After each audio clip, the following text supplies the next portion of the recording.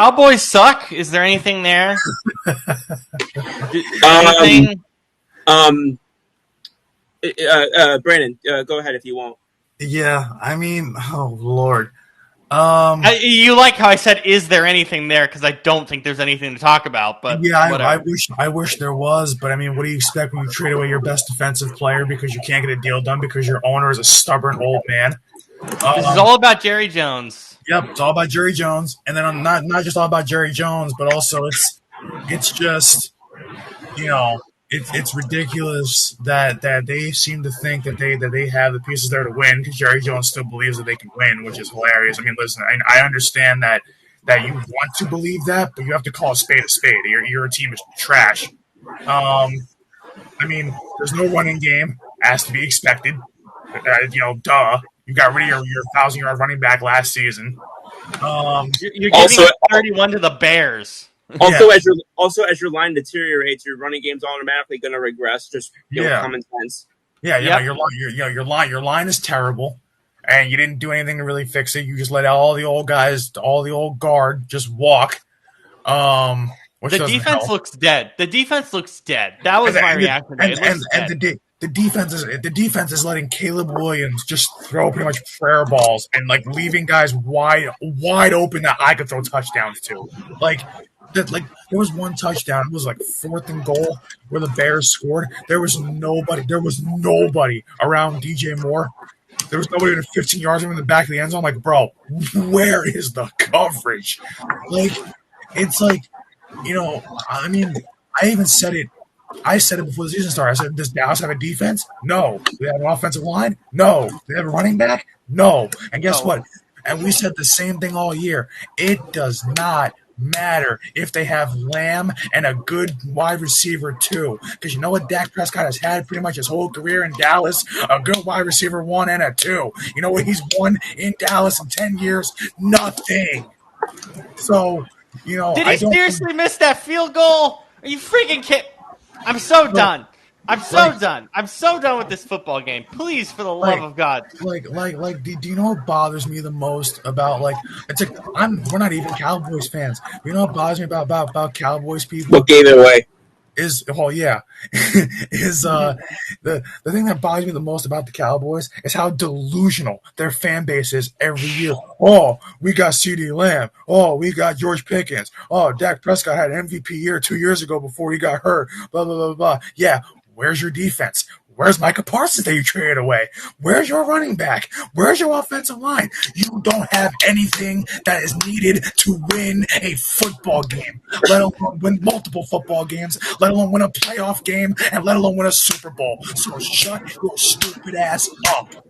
Really quick, does Kenny Clark make a difference for this team? No. And the fact that Dallas fans thought that Kenny Clark would be a good enough replacement for an edge rusher, a speed edge rusher, an elite speed edge rusher, the fact that you think that Kenny Clark is that guy is ridiculous. Kenny Clark had 1 sack, I think, last year. He is washed. He had 7 the year before. So even if this year he has 6, 7, 8 sacks, where's the rest of the defensive line? They don't get any pressure on the quarterback whatsoever. None. They have one of the worst trenches in football. And where do you win most of your games in football?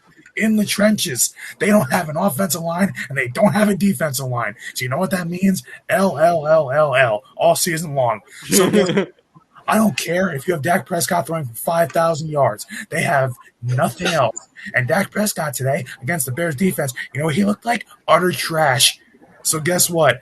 Bye, Dallas. Your season's over. I don't care. It's been 3 weeks. Your season is done.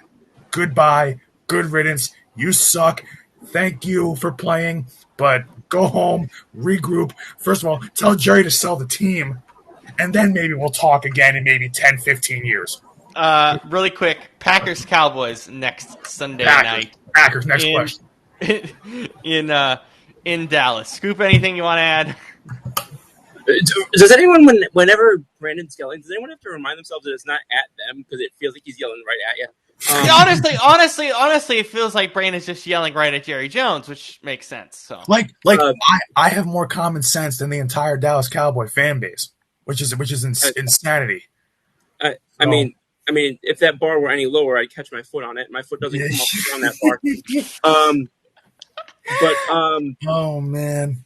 Okay, but yeah. So on the Dallas side of things, it is impressively difficult to, if you're Dak Prescott, to complete 78% of your passes and still throw two picks and still get sacked twice. Yep. So basically, yeah, he can throw the ball a bunch and get it to a receiver a bunch, but when he doesn't, oh my God, it's a disaster if you're a Dallas fan.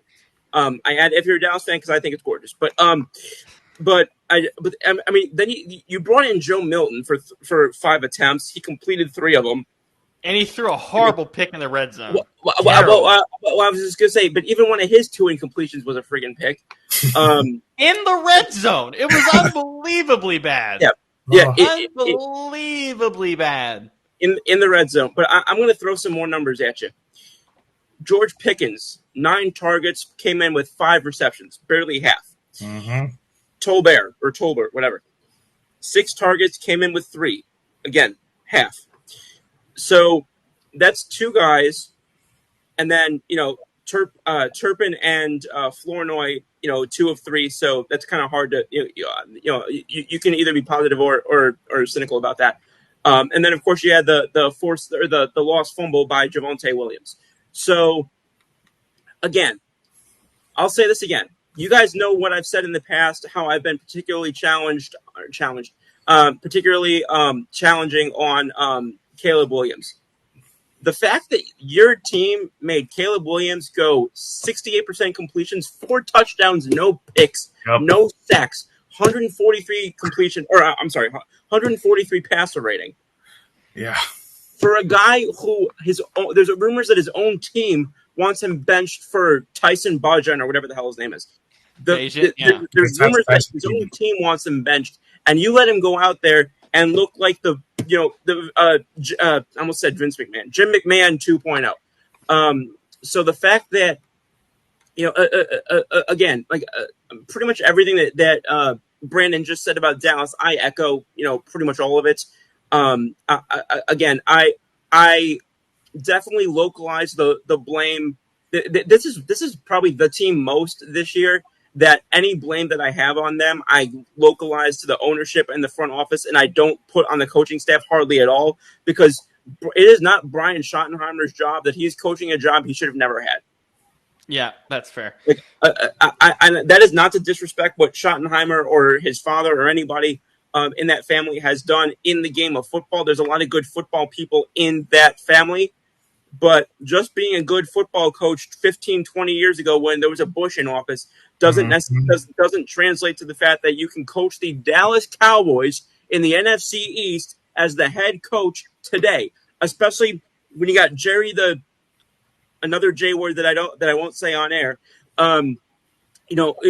breathing down your neck, presumably 24 hours a day, 7 days a week. So that's all I got to say about Dallas. I don't believe shit in them. And again, I'm astonished. And I will say this. I commend the fans who are at least waking up to the fact that nothing's going to change down there in Arlington until Jerry sells the team, because for a while it felt like, delusion Dallas is, kind of what it felt like down there. Fans are at least becoming a little less insufferable about it now. So kudos to them. My hat's off to you. You guys, I respect. Yeah. I'm sorry about your season. It's going to be rough. All right.